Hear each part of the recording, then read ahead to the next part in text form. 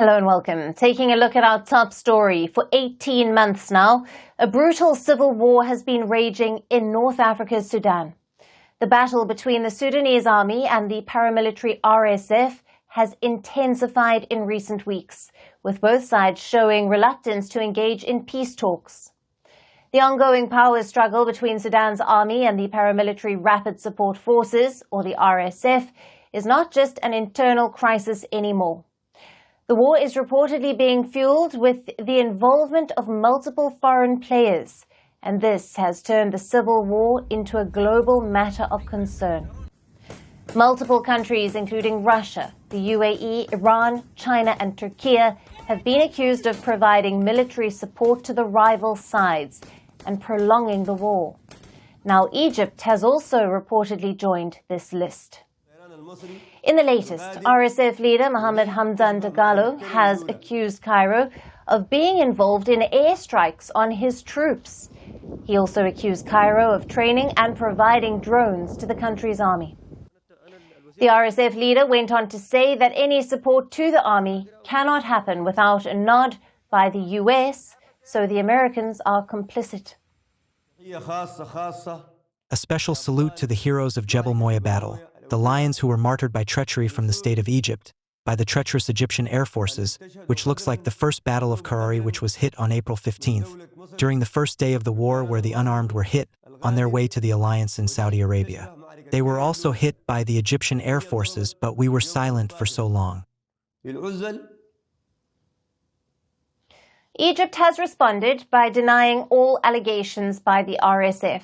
Egypt's foreign ministry in a statement said that Cairo is in fact involved in brokering peace efforts in Sudan, and its only priority is stability in the region. It also called on the international community to examine the evidence to verify the validity of the claims made by the RSF leader. The RSF chief also accused Iran, Eritrea, Azerbaijan and Ukraine of supporting the Sudanese army. On the other hand, the army has blamed countries like the UAE of supporting the RSF, though these nations have denied being involved in the Sudan conflict. Multiple reports have found evidence that their weapons are present in the country. A Sudan army official recently hinted that it could be engaging with Iran for weapons, and such a deal would be legitimate because the army-backed government has the authority to deal with its foreign counterparts. But arms supply to Sudan violates the United Nations sanctions. Since 2004, UN embargoed any weapons supplied to Sudan's Darfur region. Now, these sanctions have been extended to 2025 amid the ongoing war. Since the war erupted in April last year, Darfur has reportedly become the center of arms smuggling. Now, weapons and ammunition are smuggled in through countries like Libya, Chad and the Central African Republic into the region and then are being handed over to the warring parties. Both sides have been accused of committing war crimes in a conflict that has killed tens of thousands and displaced millions. Reports suggest that foreign weapons are entering Sudan through these illicit routes. But why are so many foreign powers involved in the Sudan war? Now, the first reason is in its geography. Facing the Red Sea, it strategically lies at the crossroads of sub-Saharan Africa and West Asia. Khartoum is where the River Nile is formed as two of its tributaries meet. Now, the country is important for accessing global trade routes and supply chains. And the second reason is its resources. The country is rich in gold, uranium, chromite, iron ore, and a slew of other minerals. It is also the largest agricultural producer in Africa. So many nations are invested in the outcomes of the war in Sudan. Egypt also has stakes in the conflict. Cairo has long regarded its neighbor Sudan as a crucial ally. Both the countries share the same lifeline, the Nile River, and they share mutual concerns over a giant dam built by Ethiopia on the river. Egypt has a long history of supporting the Sudan armed forces with training and equipment. Though some reports have suggested it is backing the army in the conflict with the RSF. However, publicly, Cairo has been hesitant to pick sides. Last year, President Abdel Fattah al-Sisi said that Egypt would not take sides in the conflict. He has instead offered to mediate and has attempted to secure a ceasefire deal. The possible reason behind Cairo's reluctance to outrightly support Sudan army is that its major financial supporter, the UAE, is reportedly backing the RSF. Now, the country's economic crisis has limited Egypt's options. The war has also triggered a refugee crisis, as several Sudanese are fleeing to Egypt, which is also dealing with the tensions in West Asia, another conflict in neighboring Libya. So certainly the war in Sudan is shaping some complex alliances with multiple parties involved. How is it going to impact the region? Now, and all of this, when will the atrocities on civilians stop?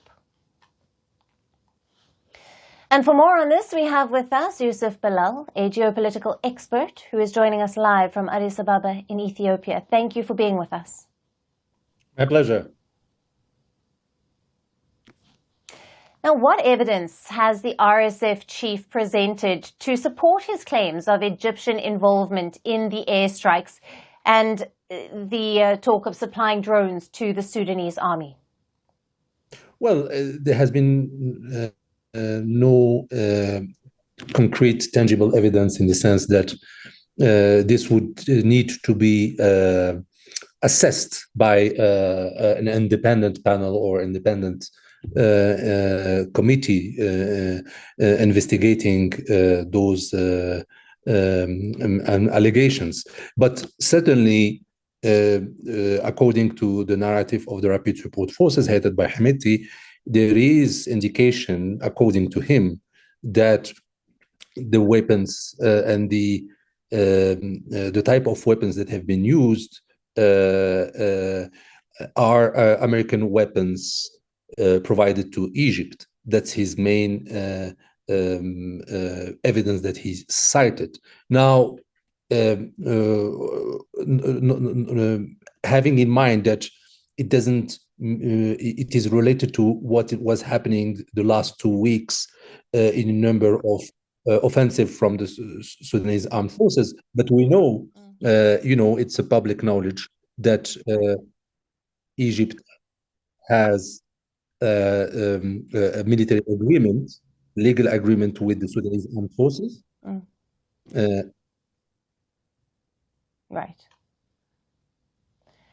Right. And how has Egypt responded to these accusations? We've seen them deny the accusations. What are the implications for Egypt-Sudan relations?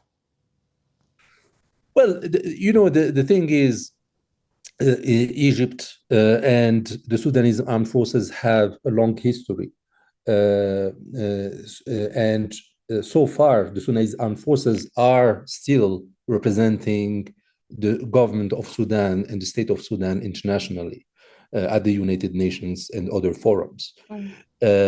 So the fact that you have this strong relationship between the Sudanese armed forces and the Egyptian army has been reinforced following the fall of the former president Omar al-Bashir in 2019, because most of the military officers, Sudanese military officers, have been trained in Egypt. And since the end of the 19th century, there has been strong, links between the new military in Egypt and Sudan. So in that sense, what is really happening is more the Rapid Support Forces who have been supported by the UAE, who are now in a more open opposition to Egypt. Otherwise, the key question then is how both the UAE and Egypt are handling the fact that they are supporting different warring parties. Right. And talking about the region on a broader level, what impact could these allegations have on the ongoing conflict in Sudan and, of course, regional stability? Well, it has a the allegations are an indication of already how the conflict is actually internationalized and regionalized since the start. And the countries in the region and Sudan's neighbors that have been the mostly affected by the conflict are Chad, South Sudan, Egypt, and Ethiopia. But those that are the most concerning are obviously Chad and South Sudan, because you already have fragile states. You already have dire humanitarian situations in both Chad and even more so in South Sudan. So with the influx of refugees coming from Sudan, around 500,000 going to Chad and 500,000 in South Sudan. So there is a pressure on access to basic services, health, water, food, and so on. So the humanitarian crisis is already regional. And the fact that we already have multiple actors that are intervening in this conflict, whether Egypt, whether the UAE, whether to more limited extent, the provision of weapons from Iran and Russia and so on, this requires a regional and international approach. Yes. And on that, just to go a little bit further, how might the international community, including organizations like the United Nations, respond to these accusations and allegations and the potential escalation of the conflict? Well, first of all, there is a UN panel on Darfur that has been for many years mandated to investigate the role of, among others, the role of external actors in terms of delivery of weapons and so on, because you still have an arms embargo in Darfur.